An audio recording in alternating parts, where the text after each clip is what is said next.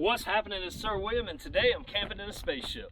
Welcome back to the channel. If this is your first time viewing the channel, I appreciate you stopping by. My name is Will. This is Apple, and I've been traveling in Apple full-time for the past 2 years all around the United States. Now, for the most part, I stay pretty much contained inside of Apple here. However, traveling full-time, you don't always get to pick the weather, so it's nice to have some space outside when the weather is bad, whether it be windy, rainy, or if you just want a nice, cool little area that you can sit down, chill, and get some work done. For times like that, having a quick setup, nice room in the middle of nowhere is really invaluable. That's where the ShiftPod enters. Now, I've used multiple different styles of tents in the past, and recently I came across the ShiftPod whenever I was at King of the Hammers, and I sat inside of one doing an interview with Christian, the owner, and there was like 50-mile-an-hour winds. I was pretty impressed, to say the least. I asked him if I could borrow one to take on a camping trip so I could tell you guys my thoughts on it, and here we are now.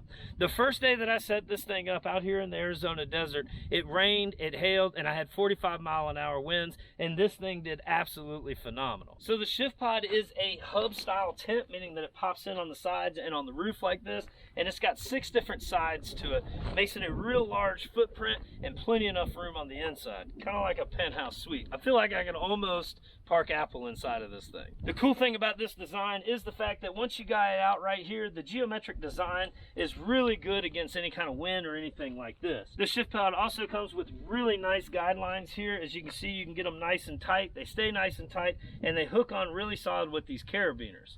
Also, the stakes that it come with are super heavy duty and really easy to use. So when I said this thing is a spaceship, I'm not far off. The material that they use here on the outside is a NASA-inspired composite super fabric that's designed to reflect the UV rays while also provide nice insulation on the inside and even some sound dampening.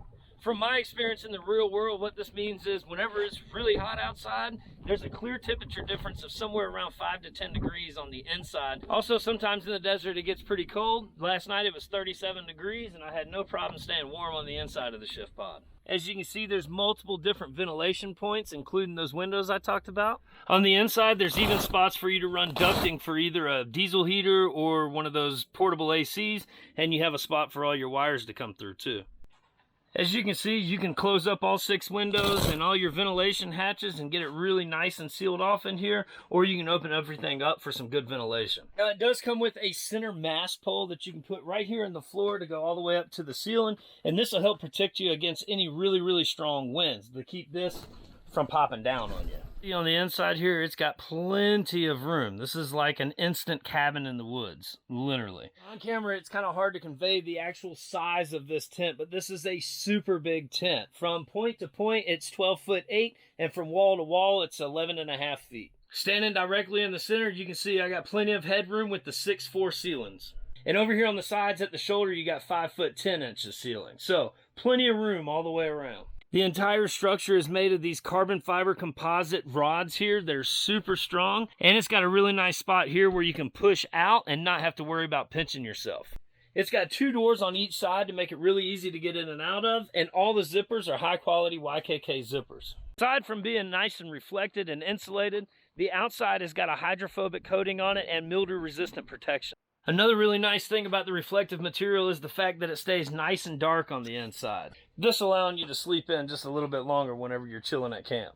It has a removable floor with super easy to follow instructions, so that way it makes cleaning up all this mud extremely easy. Alright, but now we've gone over all the specs and features of the tent, let's talk about how it performs in the real world. ShiftPods have withstood some of the harshest environments out there, which is why they're a popular choice for emergency relief operations. The carbon fiber hub-style structure with the geometric design makes them extremely resilient in wind, and in a recent demonstration, they were able to withstand 100+ miles an hour before it failed. Now, if you're camping in 100+ miles an hour wind, you probably got more things to worry about than your tent failing. This material that they use, aside from being reflective and insulated, it's also extremely resilient to moisture, both condensation whenever you're camping and driving rains like I had the other night. The other night it rained for hours and I never had any kind of moisture intrusion, and that's even without using the rain fly that's included, or what they call their blast sheet. Now, even though I didn't have any water intrusion or any condensation problems, I could still feel that the material was damp. That said, I just let it sit out for the day and then it dried up really nice. Not only are the materials top-notch on the ShiftPod, but also the build quality is some of the best that I've ever seen on any of the tents that I've looked at. The ShiftPod really is a great 4-season all-weather tent. Now, with that said, it's not all puppy dogs and rainbows, so let's talk about some of the downfalls. So the first and biggest downfall, in my opinion, is the size of the ShiftPod. Now, they do offer two different other sizes. They offer one that's smaller and one that's larger, so this is kind of the medium. The one that's smaller you can't stand up in, and the one that's larger, well, you can only imagine how much bigger it is. This particular one, though, being the size that it is kind of a double-edged sword.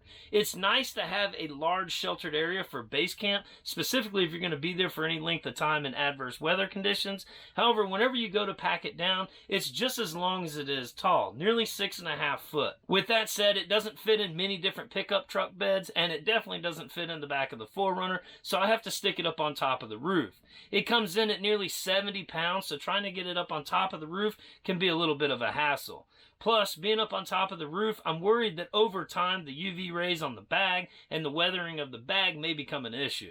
So I would say that's probably the #1 downfall of the ShiftPod. The next thing I would have to say would be this reflective coating. I don't particularly like the fact that I can see this thing from nearly a mile away sitting up on top of the hill at a campsite. I kind of like to blend in. I don't really like to call too much attention to myself. The last thing I want is my tent to be sitting there as a big shiny beacon for somebody to go plundering through if I'm not at camp. The blast shield is big and kind of cumbersome to put on. I really wish that you didn't have to use it. Now, I would say that you don't necessarily have to use it because I haven't used it yet and I haven't had any problems, but they do recommend to use it whenever you're dealing with direct sunlight or rain. So if you're out in the middle of the desert and you want a little bit of added solar protection, you put that blast shield or rain fly on, and if it's going to be raining, then obviously you want to put that rain fly on. And they say what that does is help to prevent any kind of intrusion into the windows. The next not so great thing in my opinion is going to be the window placement. As you can see behind me, the windows are located at the top of the wall, and it's located in a manner to where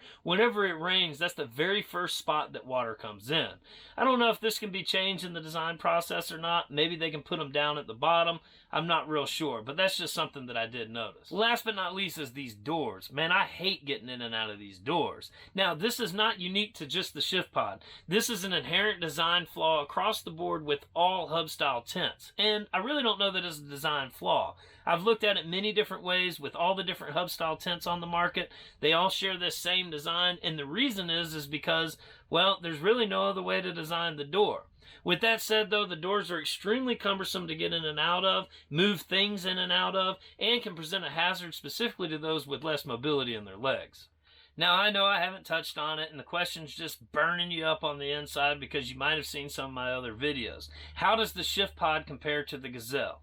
Well, I'm glad you asked. It's better, 100% better. It's bigger, it's got better build quality, better materials, better moisture resistance, as well as better condensation resistance and better wind resistance. Also, during the hot weather, the Gazelle tends to get really hot on the inside and not breathe real good, whereas I haven't had that problem with the ShiftPod. In colder weather, I find the condensation is a real big problem in the Gazelle, and I haven't had that problem here.